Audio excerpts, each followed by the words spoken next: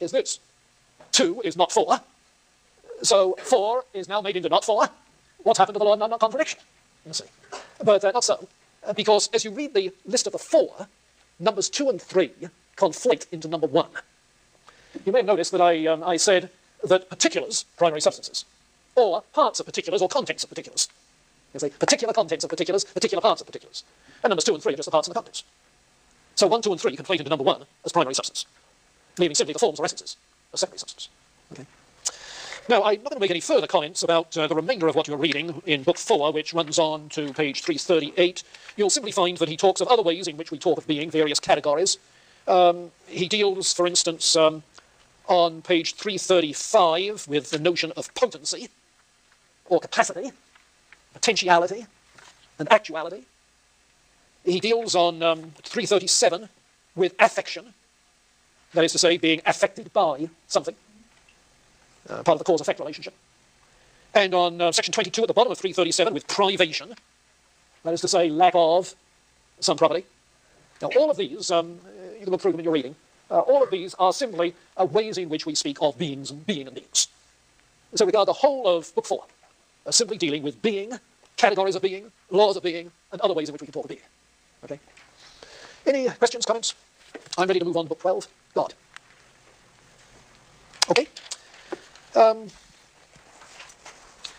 You recall that when we were dealing with Plato, I pointed out that in order to see the integral unity of Plato's thinking, we can picture what is going on as going out from the hub along the spokes to the rim of a wheel.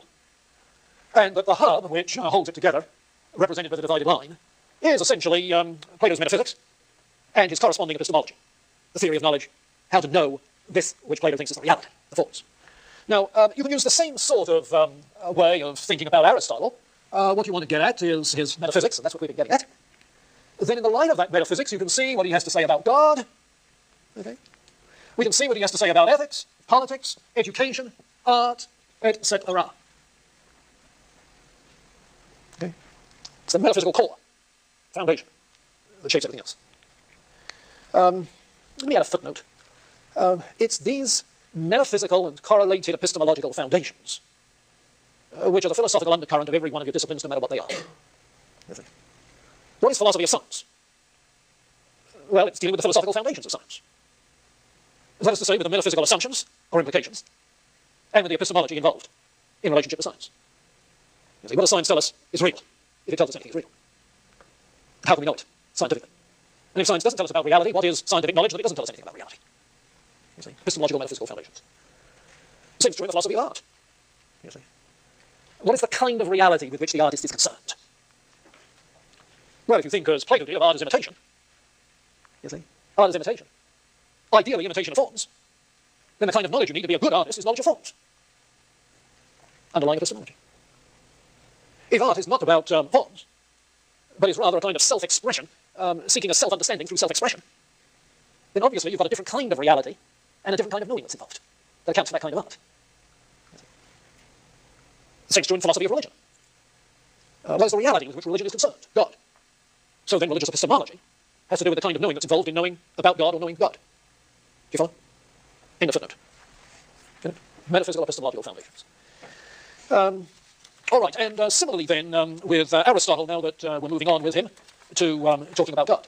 And Book 12 of the Metaphysics begins on 369 and runs on from there in, I think it is, 10 chapters in Book 12.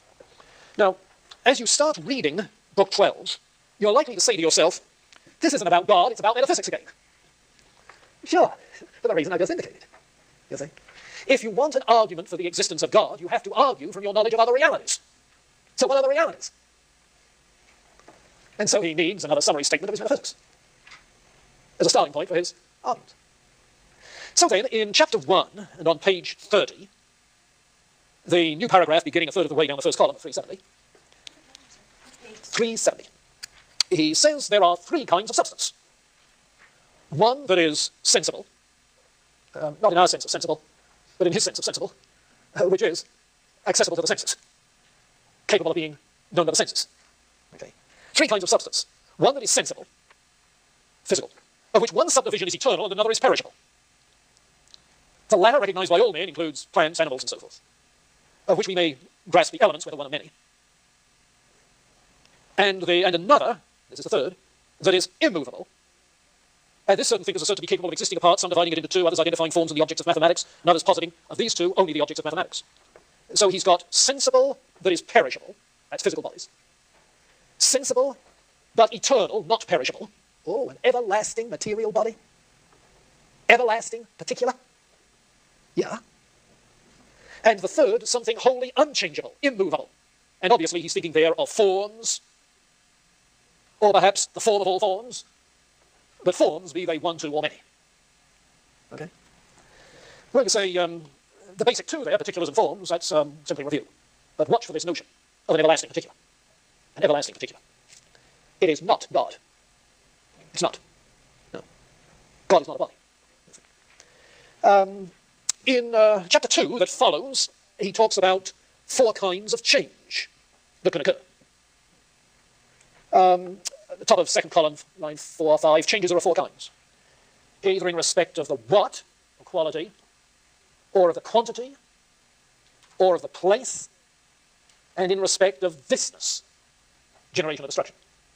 Now, change in respect of thisness, of being this particular thing, well, that's simply a matter of econic. Being generated or being destroyed. Okay? This particular comes to be, passes out of existence. That's one kind of change. There's a second kind of change. Change in quantity, increase or diminution. Change in respect of an affection or quality is alteration. Change of place is locomotion. Okay? Notice at the end of that paragraph, all things that change have matter. Of eternal things, those which are not generable but are movable in space. Oh, he's back to that eternal physical thing. You see? That eternal thing, it's not generable, it's eternal, but it's movable in space, has matter. Okay? Not matter for generation, but for motion. Yeah. So he's including that in his thinking.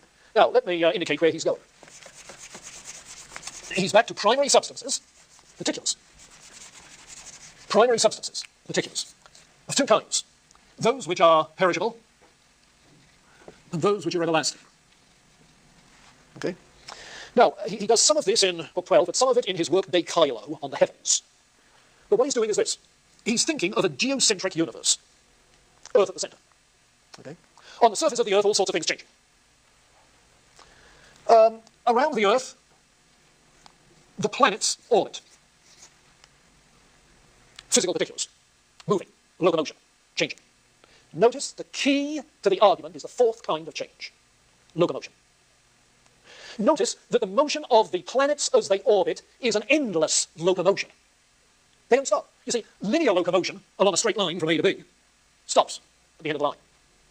Rectilinear locomotion from A back to A by going the 4 sides of a square or a rectangle stops momentarily at the corners. Yeah, he talks about different kinds of locomotion. But there is a 3rd kind of locomotion which does not stop. Circular locomotion. Don't have to stop at corners. No stop signs. Endless locomotion. And he's located endless locomotion in the orbiting planets. In fact, it's the orbiting planets which produce changes in the Earth's atmosphere, which produce the changes on the surface of the Earth, don't you know? Oh, yeah, that's what lay behind the astrology and the so forth of those days. But that doesn't complete his cosmos. Because on the outer perimeter of the universe are fixed stars, 50-odd of them as he counts them, though there was some contention among the ancients as to whether that's the exact number or more. These fixed stars are not rotating around the Earth, but are spinning on their own axes. Spinning in everlasting circular locomotion. They are everlasting physical bodies, everlastingly moving by their own nature and locomotion. And it's their motion which maintains the motion of the planets by affecting the ether, which is what fills the space in between the fixed stars and the planets. Now, the $64,000 question. How do you explain that everlasting locomotion of the fixed stars? That's all there is to the cosmos. All right, everlasting locomotion must have an unchanging cause. You couldn't get everlasting locomotion unless there were a cause that is unchanging in every regard. So, out beyond the perimeter of the universe, he thinks of another being that is an unmoved mover, and again, eternal. The fixed stars may be moved eternal movers, but there must be an unmoved, totally unchanging mover. An unmoved mover. Ah, but you say, how can the unmoved mover move the fixed stars except by exerting force, power, like an efficient cause, which is a process of change in the unmoved mover? The unmoved mover is not an efficient cause. Does not exert power. Does not exert a thing. Just is. Being. Pure. Fully actualized. No unactualized potential capacity at all. It is the good. And the souls of the stars are moved by wonder. To be like the unmoved mover. That is to say, the unmoved mover is not an efficient cause, it's the final cause of the whole works. That for the sake of which everything else goes on. The stars moved in wonderment, amazement, to want to be like. Says Aristotle in another place, philosophy begins with wonder. That's what moves us, to inquire philosophically. Because we are moved by wonder at truth, and goodness, beauty. And philosophy culminates in wonder, as we'll see, the idea of the good. But the whole cosmos is moved by wonder to try to be like the unmoved mover. Everlasting locomotion. Well, when he says the fixed stars, their souls are moved, what does he mean? This is what incited some of the medievals to talk of angels riding the stars. Doesn't he have a mind-body problem in the stars? That sort of thing. All right, well, maybe this has a mythological cast, the way it's said. But what he's trying to say is that God has to be final cause. Final cause. In a sense, he doesn't need an efficient cause if form and matter are both eternal. None of the Greeks had a creation ex nihilo. All they needed was a means whereby the thing could be maintained. It's as if there is a cosmic magnetism going on. An upward gravitation.